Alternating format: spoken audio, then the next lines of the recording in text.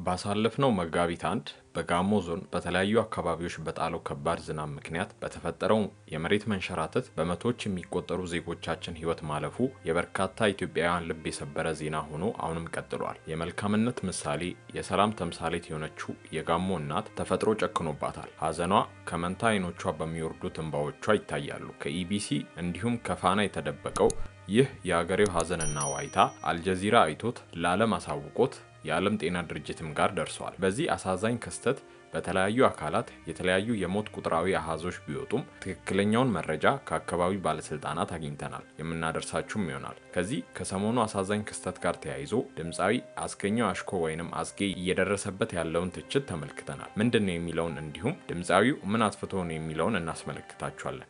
አስጌ እንዳሻው በጣም ወራዳ ነው እግዚአብሔርን። ከዚህ በተጨማሪ ከ3 ቀን በኋላ ከመሬት ስር በህይወት ተገኝቷል ስለተባለው ወጣት እውነት ወይስ የተሳሳተ መረጃ የሚለውን አጣርተን ይዘናል። ይህ የምትመለከቱት ለእርሻ የወጣ አሊያም ከመሬት ስር ያለ ወርቅ ፍለጋ ላይ ያለ ሰው አይደለም።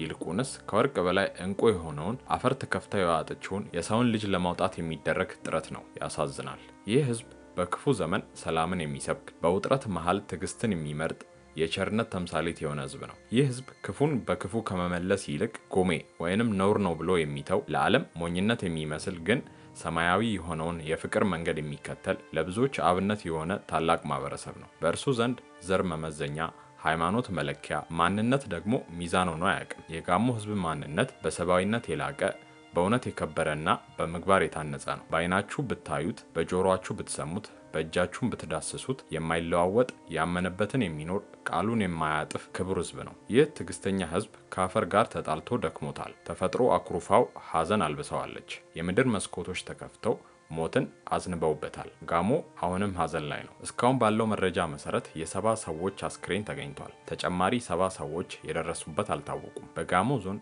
ጋጮ ባባ ወረዳ ማዞ ዶይሳ ቀበሌ ውስጥ በተከሰተው የመሬት ናዳ እስካሁን ባለው መረጃ የ70 ሰዎች ህይወት ያለፈና አስከሬናቸው የተገኘ ሲሆን የደረሱበት ያልታወቁ 70 በላይ ሰዎች የመፈለግ ስራ እየተከናወነ እንደሚገኝ ዛሬ ከዞኑ አስተዳደር የተገኘው መረጃ ያመለክታል። ይህ መሪር ሐዘን የቤተሰቦቻቸው ብቻ ሳይሆን የሁላችንም ሐዘን ነው። ምድር ተከፍታ ልጆቿን ስትወጥ፣ ቤተሰብ በአንድ ላይ ሲቀበርና የለፉት ንብረት ሲወድም ማየት የሚፈጥረው ጠባሳ በቀላሉ የሚሻር አይደለም። በእያንዳንዱ ጭቃው ውስጥ የተቀበረው ህይወትና የተቋረጠው ተስፋ ልባችንን እንደ ሰም ያቀልጠዋል። ይህ ሰቆቃ በቃላት ለመግለጽ ከሚቻለው በላይ ከባድ ነው። እናቶች ልጆቻቸውን፣ ልጆች ወላጆቻቸውን ያጡበት፣ በአንድ ቤት ውስጥ የነበረ ደስታ ወደ አስደንጋጭ የለቅሶ ድምፅ የተቀየረበት ይህ ክፉ ቀን በታሪካችን ውስጥ ጥቁር ነጠብጣብ ሆኖ ይኖራል። የሟቾች ቁጥር እየጨመረ መሄዱን ስንሰማና በጭቃው ውስጥ ለህይወት የሚደረገውን ትግል ስንመለከት ለተጎዱት ወገኖች ካለን ርህራሄ የተነሳ አይኖች ሁሉ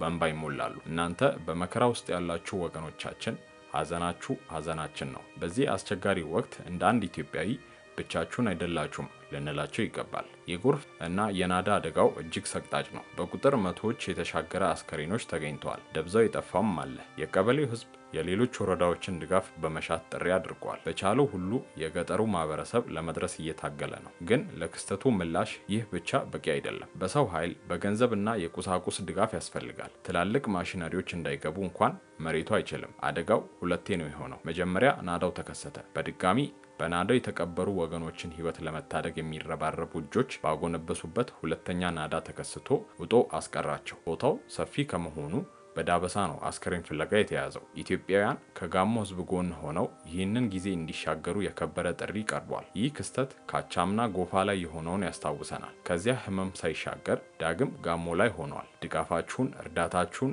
ይህ ህዝብ ይፈልጋል። የወገን አለኝታነትን ይሻል። ከሞት አፋፍ የተመለሰች ነፍስ፣ ከ3 ቀን በኋላ በህይወት የተገኘች ነፍስ በሚል የአንድ ወጣት ምስል አነጋጋሪ ሆኗል። ነገሩ እንዲህ ነው።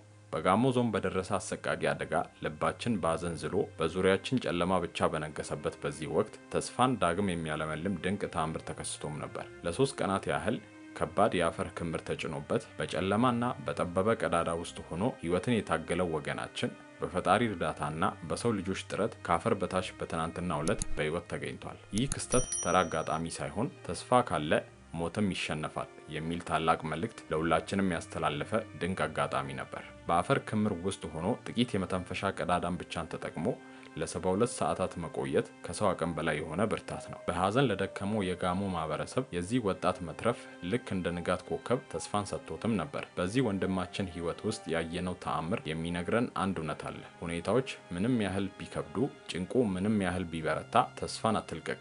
ከአፈር በታች ሆኖ ለህይወት የታገለው ይህ ሰው እኛ በነጻነት አየር በምንተነፍስበት ዓለም ላይ ሆነን ለገጠሙን ትናንሽ ፈተናዎች እጃችንን እንዳንሰጥ ትልቅ ትምህርት ይሆነናል። ጽናት ካለ ከማንኛውም ናዳ ስር ተስፋን ፈንቅሎ መውጣት ይቻላል። ይሁን እንጂ በዛሬው ዕለት ከስፍራው በሚወጡ ባልተረጋገጡ መረጃዎች መሰረት ይህ ወጣት በተገቢው መንገድ ሕክምና ባለማግኘቱ በዛሬው ዕለት ማረፉ እየተዘገበ ይገኛል። ከዚህ ክስተት ጋር በተያያዘ በደቡብ ዘፈኖቹ የሚታወቀው አስገኘው አሽኮ ወይንም አስጌ በማህበራዊ ሚዲያው ላይ በደቡብ ወጣቶች ሲተች ተመልክተናል።